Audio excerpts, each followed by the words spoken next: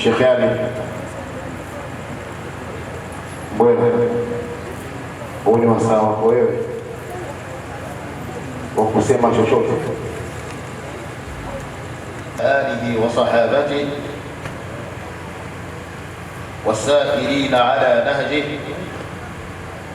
والتابعين لهم بإحسان إلى يوم الدين. أما بعد، لقد أحسن القائل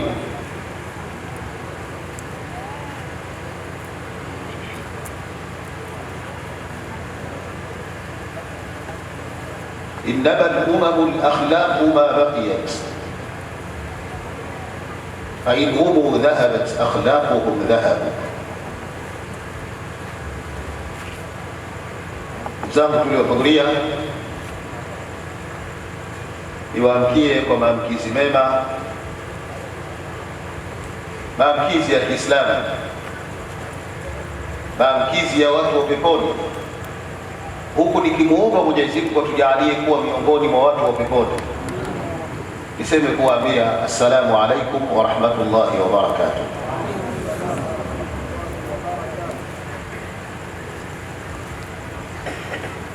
Tupo tumekusanyika katika kipindi hiki ambacho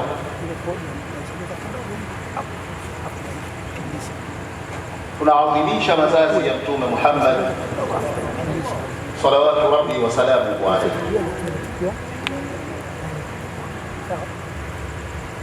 Tukiwa tunaktabis katika nuru yake Mtume Muhammad sallallahu alayhi wasallam, ili tujipambe nayo katika maisha yetu ya kila siku. Ndugu zangu tuliohudhuria,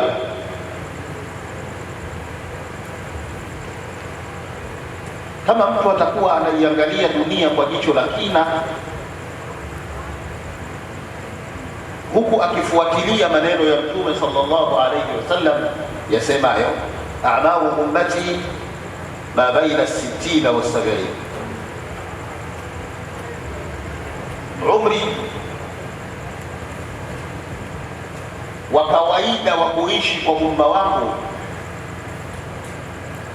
ni kipindi kati ya miaka 60 na 70. Kama mtu ataiangalia dunia kwa kina, ataona marhala muhimu, kipindi muhimu katika kipindi cha maisha ya mwanadamu wa zama hizi ni kipindi cha ujana ambacho kinaanzia miaka 15 na kinamalizia kwa mpaka wa mbali kabisa miaka 40. Kundi hili la watu kati ya miaka 15 na 40 ndio sehemu kubwa ya watu waliopo duniani leo.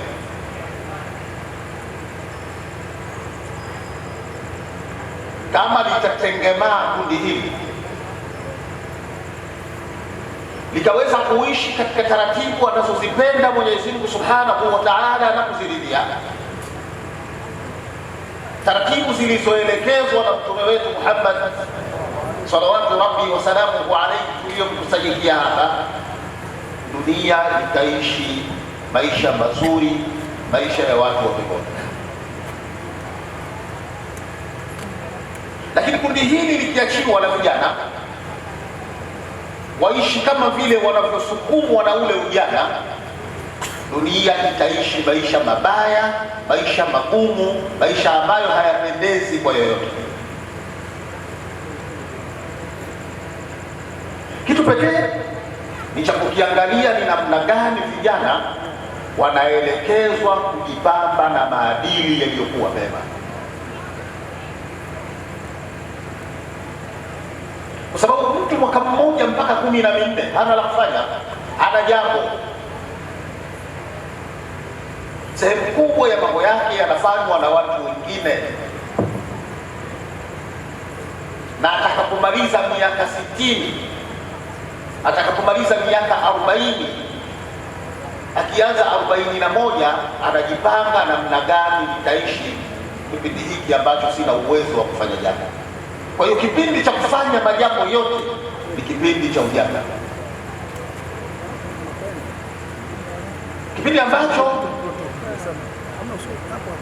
walio wengi wanasukumwa na mihemko. Swahili wanasema ujana maji ya moto. Wanasukumwa na mihemko, kinachokuja mbele yao ndicho wanachopokea.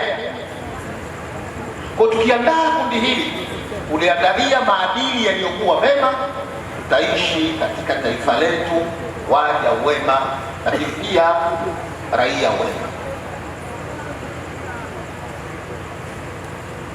Na taifa lolote linasifiwa kuwepo kwake na kufanya kwake mambo kwa kuangaliwa vijana. Ndio marhala inayozingatiwa katika maisha, na wala sio vijana ni taifa la kesho, ni la leo. Msemaji mmoja mwenye hikma anasema, innama al-umamu akhlaqu ma baqiyat, in hum dhahabat akhlaquhum dhahab. Si vinginevyo, mataifa yanazingatiwa kuwepo kwake kwa sababu ya maadili. Innama al-umamu an akhlaqu ma baqiyat, ma baqiyat al-akhlaqu baqiyat al-umam, fa in dhahabat akhlaquhum dhahabu. Na kama taifa hilo litapoteza maadili yake, basi halipo hilo tena. Kwa ujumbe wangu mdogo kwa muda huu tuliokuwa nao,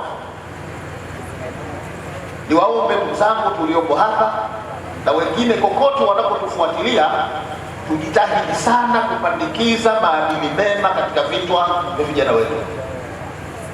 Na kama watatengamaa vijana, tutaona raha ya maisha mitaani. Na vijana wakikosa maadili mema, kurudi nyumbani kwako mtaani, wewe utaogopa usiku. Kama sikukabwa, basi itapigwa bisibisi. Nani wanaofanya hayo? Vijana.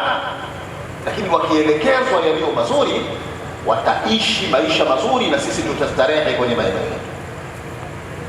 Katika kila nyanja, vijana wakitengenezwa vizuri watakaa vyema. Ni hawa vijana waliokuwa na maadili mema wanasifiwa katika Qur'ani tukufu. Allah anatuambia, innahum fityatun amanu bi rabbihim wazidnahum huda. Wale walioweza kuyafanya yale ashabul kahfi, hakika wale ni vijana amanu bi rabbihim, walikuwa na imani ya kweli iliyoambatana na maadili mema, wakaweza kufanya yaliyo mazuri. Allah anasema wazidnahum huda. Kwa vijana, kama tutawapandikiza maadili mema, kila jambo gumu katika taifa letu litatengenezeka. Lakini tukikosa kupandikiza maadili mema kwa vijana wetu, basi taifa hilo litakuwa liko tabuni katika kila kitu. Masiku machache yaliyopita, khairu shahidin ala ma naqul, masiku machache yaliyopita ni ushahidi tosha kwenye haya tunayoyasema. Waliosababisha vurugu mpaka watu wakakaa ndani siku 3-4 bila ya kutoka, walikuwa ni vijana. Nini? Ukiwa na maadili katika vichwa vyao. Tukipandikiza maadili mema, yale na yanayofanana na yale hayawezi kutokea tena. Tukiacha kupandikiza maadili mema, kila aina ya lugha vijana hao watatafutiwa, na hatimaye nadumu zamanana wal aibu fina wama lizamanina aibu siwana. Tutalaumu nyakati, vijana wa siku hizi, vijana wa kipindi hiki, kumbe wal aibu fina, dosari tunayo sisi, dosari ipo kwetu sisi. Ni hatukupandikiza maadili mema kwa vijana wetu. Wama lizamanina aibu siwana, vijana wetu hawana dosari yoyote, zama zetu hazina dosari yoyote isipokuwa ni sisi wenyewe. Tura, nini nafasi yako katika kutengeneza maadili mema kwa kijana, ili aweze kuishi katika jamii hii kama kiungo wa kutenda kazi katika jamii na wala sio mgongoni? Kila jambo linafanywa katika ujana. Mtume Muhammad sallallahu alaihi wasallam, kwa kuwa himma yake jamii iwe jamii nzuri, aliwaelekeza watu kuoa, kuweza kutengeneza jamii nzuri, waoe katika umri wa ujana. Ya ma'shara shabab man istata'a minkum alba'ata falyatazawwaj, enyi vijana, anayeweza mshike wa ndoa, harakati za ndoa, bali aoe. Ukioa uzeeni, tafikia kipindi mtu anataka ice cream, halafu wewe ushampa ugali wa mhogo, unahangaika wewe, si umetoka kula sasa hivi, wewe ice cream ya nini tena? Kumbe ugali na ice cream ni vitu viwili havifanani kabisa. Wewe tu umeshindwa kumtafutia anachokitaka, umri huo umekupita, hujui umuhimu wa ice cream kwake, na hatimaye unahangaika. Kumbe ungeoa ujanani, haya ungejua kwamba yana nafasi gani kwake. Innahum fityatun amanu bi rabbihim fazidnahum huda ya ma'shara shabab man istata'a minkum alba'ata falyatazawwaj. Kijana ndio anatakiwa aoe ili aweze kutengeneza watoto atakayeweza kuwalea malezi mema. Atakapooa mtu uzeeni, wale watoto wenyewe watakuwa wanamuita babu badala ya kumuita baba, na hapo atakushinda kuwalea, kwa sababu anataniana nao na anacheka nao. Lakini angekuwa baba, angekuwa muda huu anaonesha ubaba wake, na muda huu anaonesha maisha yake kama na watoto wake. Kwa hiyo ili tuweze kuishi vizuri, tutengeneze vijana waliokuwa wazuri.